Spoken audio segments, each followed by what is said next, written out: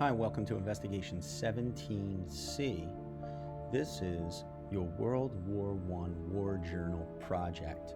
And we're going to spend the next couple of assignments looking over primary documents of soldiers who were drafted, soldiers who participated in basic training, soldiers who were shipped across the Atlantic Ocean to Europe, in which they fought in the trenches of World War I.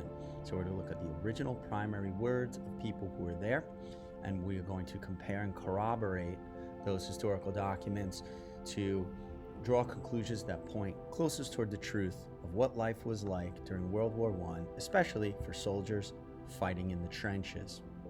So let's take a look at the instructions. And before we do, what you see on the left, top left here, is the World War I Journal instructions. On the right, you can see my World War I Journal, in which you're going to type original letters. And on the bottom is a tone or mood word bank to help you with the descriptive words, which would more accurately portray the tone or mood in the real journals. So when you create your own story to mimic the primary document, you use the correct tone and mood to keep with the historical accuracy. Let's take a look at the instructions talking about here. And this is Trench Warfare of World War I. This is a war journal. Can you survive life in the trenches? In which at the end of this project, you ultimately decide the fate of your soldier's experience. Okay? And you can see here is one of the frontline fighting trenches, and a lieutenant is going to lead his men over the top. And as we know, the World War I technology would lead to a very low probability of survival. Also, what you see here is one of the smaller trenches, and you can see how small and claustrophobic it can be at times, and the tone and the mood evidenced by the facial expressions of these soldiers. Let's take a look at an introduction war letter to reflect this project, and you can see what we're talking about here. We're going to zoom in to about 150%, and we can see here. This is February 14th, 1915, a primary source of a letter that was actually written by a soldier. And he writes to his wife, "My darling and loving Emily. It's Valentine's Day, and my thoughts are with you as always. I wish that I could be with you on this special day of love instead of being here in this hellhole in which Belgium has become in Europe. I miss you, little George and Harry, so very much, and I pray for the day that this war comes to an end. Please pass my love on to the children and kiss them for me." So George and Harry are his kids. "We arrived at the front line just over a week ago, and the smell was so bad that many of the men were sick. To describe the smell would be an impossible task, but some of the causes will give you an idea of just how bad it is. Raw sewage from the open cesspit, body odor from men who haven't had decent wash for weeks, dead bodies rotting in shallow graves and lying out in the open in no man's land, the smell of exploded bombs and the odor of mustard gas which lingers for a few days after the attack. Stagnant mud, cigarette smoke, and cooking smells all add to the unpleasantness of the trenches." Wow. "They say that we will get used to the smell over time, but it feels like it will never leave us at the moment. The smell attracts rats, and they are everywhere you look and seem to be unafraid to show themselves. There is so much waste here that the rats are thriving, and some of them are as big as Felix, our cat. I shaved my head and pubic hair yesterday because my hair was crawling with lice. Most of the men have been scratching and itching almost since the day we got here. The rain is constant companion, flooding the trenches and turning the floor into mud. It is so bad that some of the men are getting sores in their feet and can hardly walk with the pain. Sleep is so hard to come by with the constant booming and banging of the shells from both sides. My bed is a bunk which has been placed in a dugout section of the trench. A mud roof and a mud floor and the constant threat of a stray shell keep me awake at night. I am scared, my darling Emily. My life is under constant threat. Bullets randomly fired at us, shells exploding every minute of the day. Men are dying all around me, if not from a stray bullet or a shell, they are falling with fever and disease. 4 of the boys in my squad have already died. They went through basic training with me, and I consider them good friends. My best friend John shot himself in the foot just to get out of here and away from the trenches. He will be treated in a field hospital and sent home. We're going over the top tonight, climbing out of the trench and attacking the enemy trenches.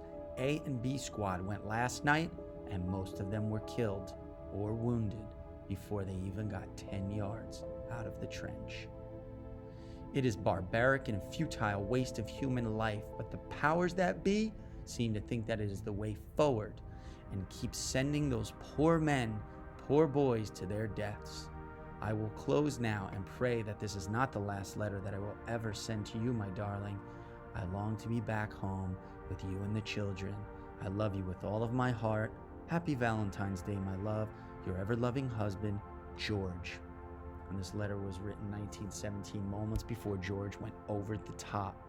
You can see in this letter are very personal descriptions of what life was like in the trenches, what life was like fighting during the trenches. Very descriptive words used to paint a narrative, a picture of what is really going on. And what we're going to do is read many letters to see if the letters match up and corroborate. And if they do, this will lead us down a road that points closest toward the truth of what really happened for the soldiers' experience during life in the trenches of World War I. Well, let's move on here to letter 1. In the United States Armed Services, this is your first challenge to construct a letter that would accurately portray what it was like for a soldier to be drafted living in Hoboken, New Jersey in 1917. And what we have here is a primary source. This is a local board, number 2, City of Hoboken, the public building, Hoboken, New Jersey. The list of men ordered to report to the local board named below for military duty. Your name would appear right here. You've been drafted. The time is 1917. The setting is Hoboken, New Jersey. The place within town is your choice, and the time of day is your choice. The directions are you're going to write a letter to your family or somebody important to you, explaining your reaction after receiving a draft letter in the mail.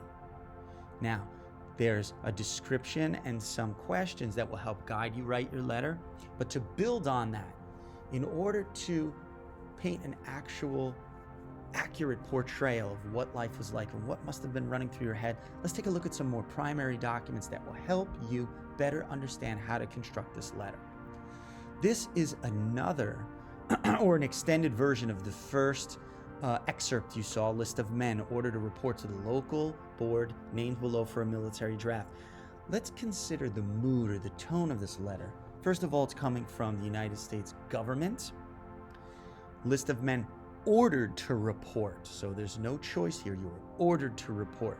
And for transportation to the mobilization camp. Commanding officer of the Signal Corps training camp, Fort Leavenworth, Kansas. You're going to Kansas. So you're going to get on a train, say goodbye to your friends and family, and leave and go to Kansas to a military base for training. And then you're sent back to Hoboken, in which you were to get on a military ship that was destined for Europe to fight in the trenches. The following named men have been ordered to report at the office of the local board for the Division Number 2 in Hoboken, New Jersey for military duty and transportation to a mobilization camp. So you can see the time and date. So what would you say is the mood or tone of this government letter? So would you say, is this more to entertain? Do you feel like this is exciting? Is this happy tone? Is this more of a sad, somber tone? Or is this more of a serious tone, serious mood where this is more professional from the government? I agree this would be more serious and official, right? Let's take a look at another. The notice of call to appear for physical examination, another primary document of an individual who's drafted, and they have to appear in front of a medical board and be examined. And this is another one where you can see you are hereby notified pursuant to the Act of Congress in May 18, 1917, you are called for military service of the United States local board from among those persons whose registration cards are within the jurisdiction of the local board. Your serial number was 2376 and your number was pulled. And now you must report to a medical examination board to be checked out to make sure you're medically able to fight. So the mood and tone of this doesn't match the mood and tone of this first document. Professional, serious, This corroborates and matches. Very serious tone from the United States government. Here's a letter from somebody who was drafted in 1917, their response to the local government, to Mr. Daniel Haggerty, the city clerk, Hoboken City Hall. Dear sir, pursuant to our telephones were just invented this time, the telephonic conversation of today, permit me to acknowledge receipt of your communications of May 18th and the 15th, soliciting my services in connection with the enrollment and registration of all young men living in my district. In other words, to fight, to be drafted. In connection with my proclamation, soon to be issued by President Wilson, upon receipt of your first communication on May 8th, I immediately got in touch with John Lewis, the secretary to the mayor, and I informed him of the fact that I was willing to volunteer for this service, considering that in turn, I would convey the information to you. I trust, however, you will pardon my seeming delay in not being more readily responsive to your request. So there's a delay in the mail. If I can be any further service, command me. Yours very truly, P.F. Killian. And this individual was more than proud and excited to be a part of the draft, to be a part of the military service, to be a part of defending the United States of America. And you can see this is evidence that some people were excited to fight for their country, to display their patriotism. Now, what would motivate many people to feel this way? Well, there are many reasons, but some of the historical evidence we have, if we zoom in here, this is Washington Street on the left in Hoboken, and this is one of the recruiting offices in Hoboken, and you can see the individuals that are lined up to join the military service or respond to the draft. When we look at these individual faces here, we can see, look at the facial expression as a response or evidence of mood or tone, and we can see the majority of these individuals have smiles or facial expressions that maybe reflect excitement, happiness. There's your recruiting office.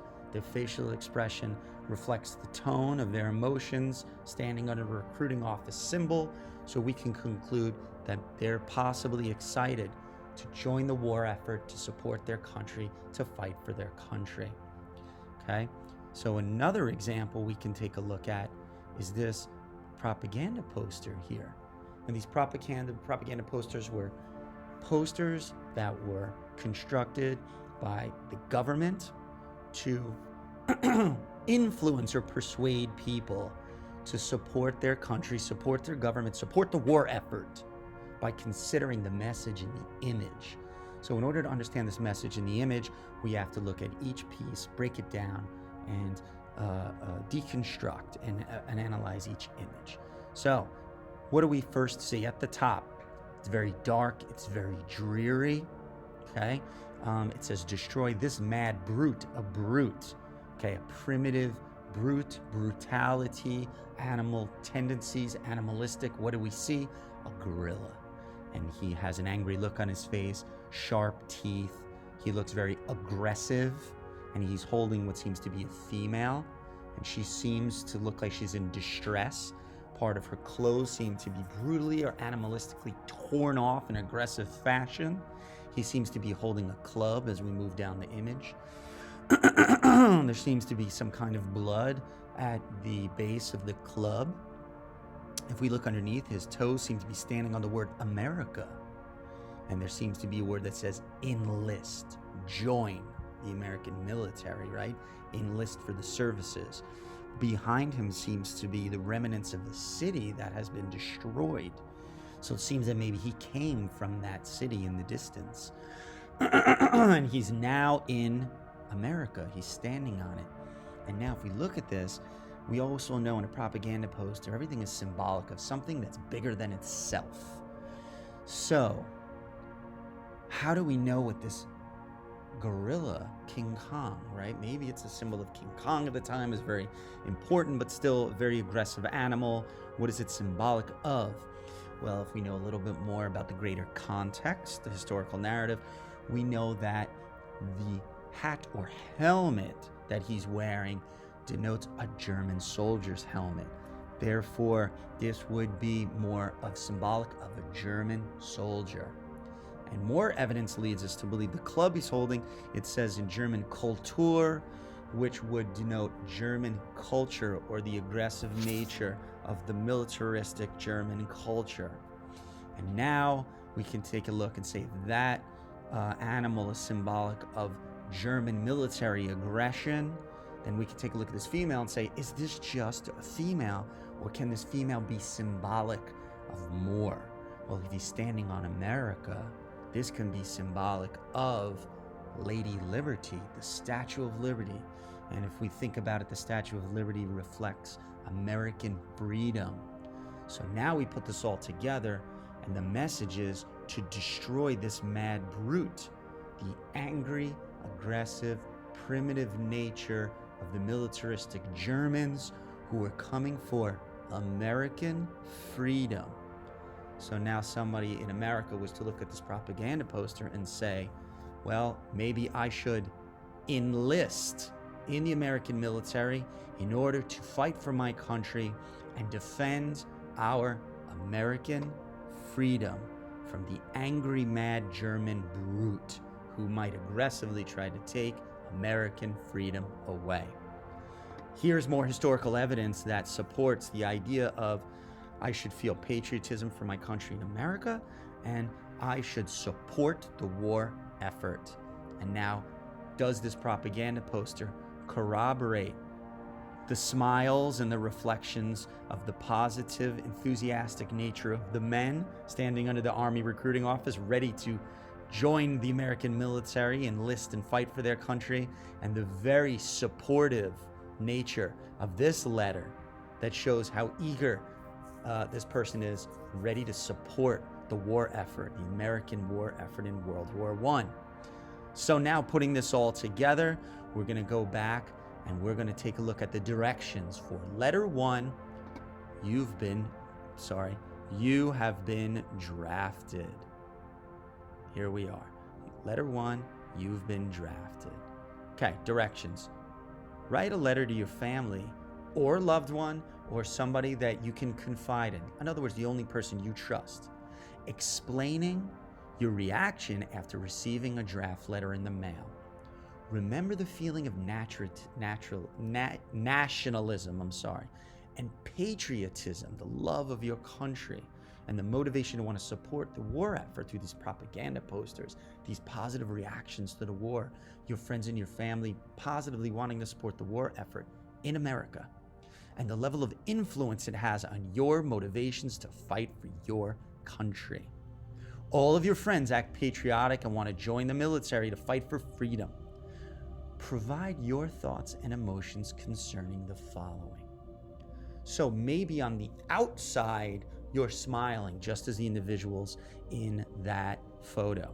Maybe on the outside, you're standing in the crowd with that individuals because many of them are your friends and family, and you want to support in the same level of bravery and excitement that they have. But maybe on the inside, you might feel something else. In your letter, consider these ideas. Number 1, are you afraid to fight and ashamed to tell anyone? Or do you feel bravery and excitement? Or maybe it's a mix of those emotions. Are you excited to go to the war? Yes, no, why? Explain. How would you feel leaving your family, your friends, and your country for the first time ever and attempting to survive war on the other side of the world? Can you take the life of another person? Is it worth risking your life for your country? Do you think you'll make it home alive? And do you think the war will change you? These are all the ideas, the emotions, and the thoughts that are swimming through your brain as you sit on your bed and you open up this letter that reads, "You've been drafted." The list of men ordered to report to the local board, named below for military duty, and your name is there. As you construct your letter, consider these questions and use them as a guide to type your letter. When you're ready, you go back to the assignment and you open up my World War I journal. And once you open it, you will see, here's the beginning of your journal, and this is letter 1. And you can see on the right, are the same directions with the same ideas to consider as you type your letter. So you can start typing your letter. Dear whoever the most important person is in your life that you can trust. Dear Mom,